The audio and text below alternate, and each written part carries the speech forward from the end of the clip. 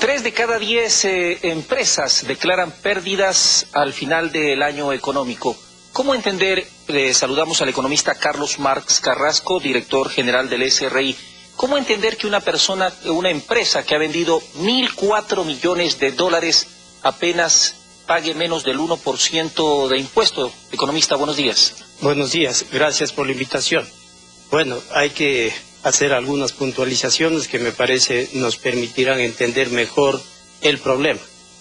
Ese es el valor declarado, porque es muy probable que en el banano, por ejemplo, el valor real en precio, no en volumen, se esté evadiendo, se esté subfacturando. Para que lo entienda un lego en la materia, pongámoslos en cifras, están declarando 700 millones y en realidad están vendiendo ¿cuánto?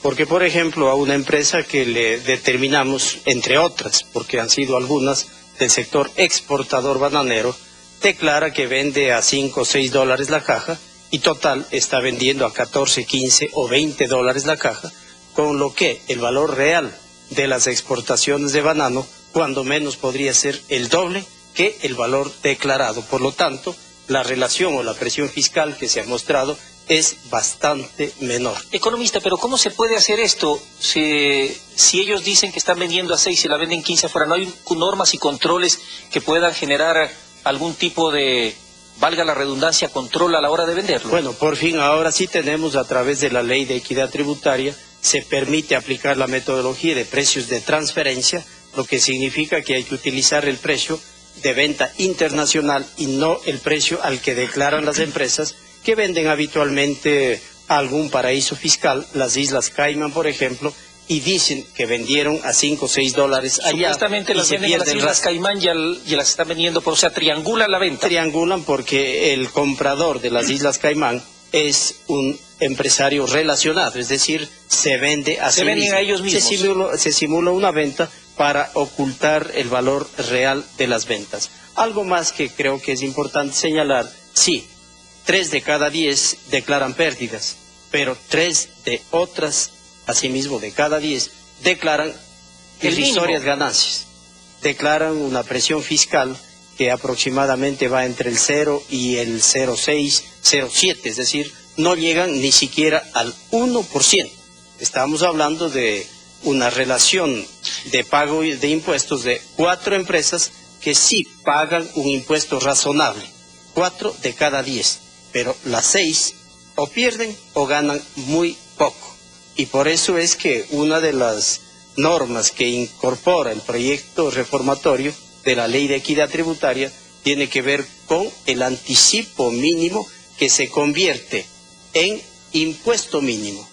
Este impuesto mínimo es susceptible de devolución siempre y cuando la empresa demuestre que de verdad haya perdido. Como señala el señor Rivadeneira en las declaraciones, dice siempre es posible que una empresa pierda. No se está restando esa posibilidad, solo que la posibilidad no puede ser ad infinitum, sino que se abre dicha posibilidad a que un año, cada 3 años, por una vez, la empresa pueda pedir devolución, siempre y cuando naturalmente se someta al control por parte de la administración tributaria. Un canal de cuyo nombre no quiero acordarme, pero se tilda de independiente, lleva perdiendo desde el año 2000 hasta el 2009. ¿Es posible esto contablemente? Bueno, en términos contables es posible, cuando la contabilidad se la lleva mal, cuando se comete errores. En términos económicos no es posible que una empresa pierda 9 años consecutivos. Mire, si desde hace 9 años la norma que hoy estamos proponiendo a la Asamblea Nacional hubiese estado vigente, el medio de comunicación al que usted hace referencias, posiblemente, entiendo del que se trata, ¿qué habría pasado? De los 9 años que declaró pérdidas, los 3 pudo, si es que perdió, pudo haber pedido devolución al Servicio de Rentas Internas y los 6 otros años debió haber pagado ese anticipo como impuesto mínimo. Economista, ¿cómo se puede hacer para que en el balance del fin de año se presenten este tipo de situaciones? Es decir, volviendo al caso anterior, a pesar de haber vendido 1.000 millones de dólares, se pueda pagar tan poco impuesto. ¿Cuál es la figura contable que se utiliza para poder hacer y para inflar los gastos? Bueno, hay una cantidad de riesgos para evasión tributaria, depende del sector. En el caso de los exportadores, por ejemplo, habitualmente lo que hacen es subfacturar el valor real de las ventas. Importadores, en cambio, hacen lo contrario, sobrefacturan. Esto ocurre en el sector de las medicinas, por ejemplo.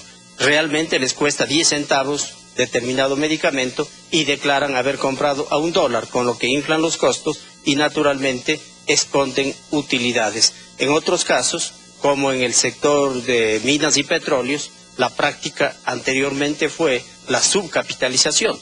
Como una importante empresa del sector petrolero, el oleoducto me refiero concretamente, con un capital de $50 millones, 50 millones realizaron, según declaraciones, porque eso también habría que constatar, cerca de 1.500 millones de inversión. Yo pregunto, ¿qué banco le presta a alguien con un capital de 50 millones? 1.000 millones.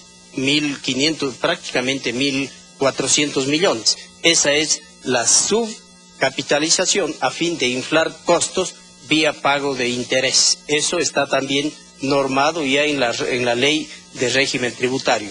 Pero los medios ligados a los grupos de poder dicen que esta es la estocada final a la economía ecuatoriana, que ahora sí estamos al borde del precipicio, que se está atacando a los grupos productivos de este país. Mire, yo no sé por qué esas declaraciones no creo que sean apresuradas, de pronto son malintencionadas, de pronto no conocen bien. Quiero yo aceptar la buena fe del sector productivo, mayoritariamente por supuesto que sí, pero los objetivos son muy claros y hemos conversado ampliamente sobre el tema. Mejorar los niveles de equidad, nadie va a estar en contra de aquello. Segundo, bajar la evasión. El evasor no va a estar de acuerdo, obviamente. Tercero, enfrentar problemas que tienen que ver con externalidades negativas, sobre todo a la salud pública. Me refiero al ICE para el consumo de determinados bienes, entre comillas bienes, tabaco, cigarrillo, es decir, bebidas alcohólicas, etc. Enfrentar los problemas de balanza de pagos. Y de hecho con las medidas comerciales y tributarias se ha logrado disminuir hasta la fecha como 1.300, 1.400 millones de dólares en importaciones, aliviando la balanza comercial. Y cuarto, convertir a la política tributaria en un instrumento, algo que siempre debió ocurrir, en instrumento para el desarrollo, para la reactivación productiva, para la generación de empleo productivo. Esos son los objetivos y las medidas son concordantes con esos objetivos. Quienes definitivamente han venido pagando y se aprestan a pagar razonablemente, estamos hablando de razonabilidad, algo así como del 1% sobre las ventas hacia arriba. Por Dios, 1% de presión fiscal es casi un regalo. Es un valor absolutamente razonable, absolutamente razonable. No tienen por qué estar en absoluto preocupados. He escuchado declaraciones que hablan de que en momentos de crisis, de dificultades económicas, un paquete tributario no cabe. He estado revisando y podríamos en otro momento conversar cuáles son las medidas tributarias que están aplicando otros países. Otros países están cobrando bastante más impuestos a los sectores de medio altos para arriba. Y en otros países, como en Colombia, por ejemplo, acaba de extenderse sin límite temporal el pago del impuesto al patrimonio. Eso no está ocurriendo aquí para nada, pero en Colombia no más, porque suele ponerse, miren el desarrollo de Colombia, miren lo que está ocurriendo. Y en Estados Unidos, a partir de $250.000 anuales en adelante, se aumentan los impuestos, a partir de ingresos superiores a los $250.000. Si sabemos que aproximadamente estamos hablando de ¿cuánto vale la renta per cápita en los Estados Unidos? Como $40.000, son como 12 veces más acá. Habría que dividir esos 25.000 para 12, lo que da aproximadamente unos 20.000, ¿no es cierto?